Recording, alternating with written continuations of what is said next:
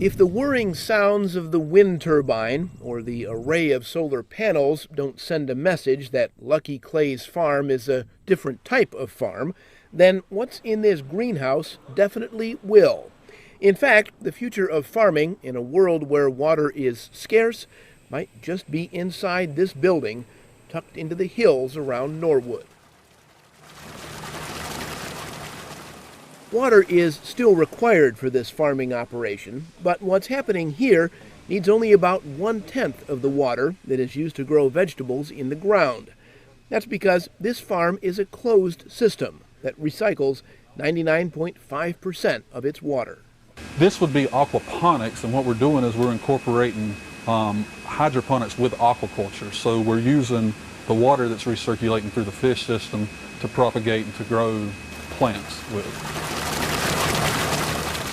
Aquaponics is a farming system in which everything is linked together in a man-made water cycle. Water is cleaned and recycled and used again and again to raise fish and grow plants. Now, this is going to sound silly, but these are all floating. Yes, correct? sir. Yep. Okay. They're tell you what, this would be a good one. So this floats in nothing but water. You can see the young roots falling down through there. And we have air stones. Every 4 foot, every 16 square foot, we have an air stone that provides fresh oxygen for the roots.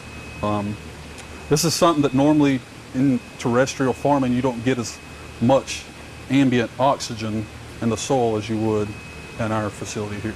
And just to make sure, this is the water that the fish were in that has been cleaned and everything else, and now it's floating. That's right. Here. Yes, sir. Okay. So what is your... You might be ready to say, yuck. Bradley Todd, who designed and built the system, wouldn't be surprised. We hear that a lot, and there's merit to both sides of it. What we do is we collect all solids, all uneaten food, any kind of waste in the system, so no solid waste at all ever makes it to any of our plants. What that allows us to do is to take that solid waste and to mineralize it, and that extracts all the nutrients, any kind of micronutrients that the plants need. But the folks at Lucky Clay's believe their system will also make people say, You know, one of the other things is as the population grows and real estate shrinks and the fish stocks in the oceans get depleted through overfishing or disease, we're going to have to find newer ways to feed the populations. And one way of doing it is a system like this, to where you can do it in inner city in a building, renovate it, set it up that way, or you can do it outside, you know, out in the rural areas like we're doing. there are really two drivers to this system. The first is natural, gravity. That's what brings the water from the fish tanks down to the vegetables.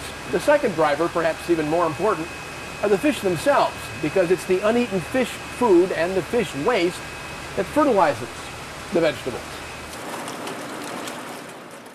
So, here's how it works.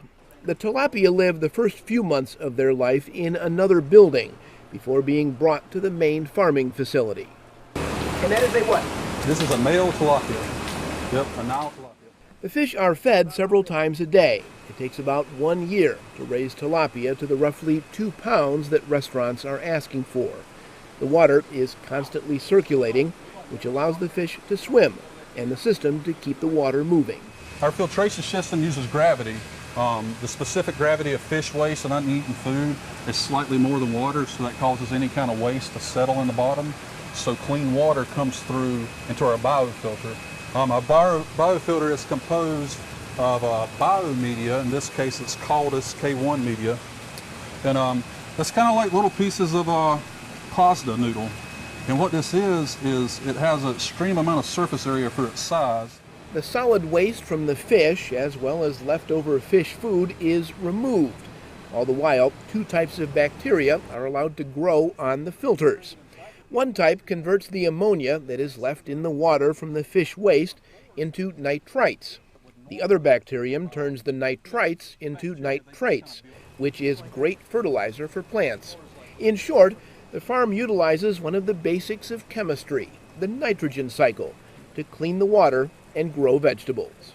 After the chemistry's done, what it what it turns into is all the nutrients that's in that fish feed that the fish use, waste out, that becomes the input for the plant growth. So that's what provides the nutrients for these plants to grow. The water keeps moving through filtration beds of rock, which further cleans the water and removes any remaining solids. The water is then used to soak a growth medium in which seeds are planted. So they'll stay on the seed table for approximately 2 weeks. These will be moved next Monday to the system. From there, they get transferred over to here. And now we're back to water again. Back to water again. Okay. Yes, sir. What is this? So this is our tighter space, and so the next step after the seeds have germinated them was we put them over here on our 4-inch spacing, and they'll spend about 2 weeks over here getting a little bigger, a little stronger, before we put them out to the larger space, and there they'll stay till they continue to the end and are harvested for restaurants. The water is then filtered naturally as it flows along the rows of plants, large and small. It is then returned to the fish tanks. The farm produces several types of lettuce, along with cilantro, basil, and parsley. The plants move through the water system from top to bottom in about 6 weeks. That's less time than it takes for similar plants to grow in soil. We take water quality samples every week. We monitor our oxygen levels in our fish tank as well as in our plant beds. Any kind of traditional farming, you would spray chemicals, you would do stuff to either prevent weeds from growing or add nutrients through foliar or soil application. Anything you do to the plants can affect the fish and vice versa. So we don't use any kind of hormones for the fish, any kind of antibiotics. We use no types of pesticides, all organic certified methods of treating pests. But it all appears to be working. Lucky Clay's experiment with aquaponics is so successful, it is building a larger facility which will produce 20 tons of fish, 4 tons of shrimp, and 320,000 units of produce per year. All of it is destined for restaurants. The customer base is growing. We see this as not only an economic opportunity for young entrepreneurs in agriculture, but as a solution to a lot of the environmental problems that's going on in the world. We can keep clean water, pure water, we recycle our water. We can use a lot less land to grow a lot more plants.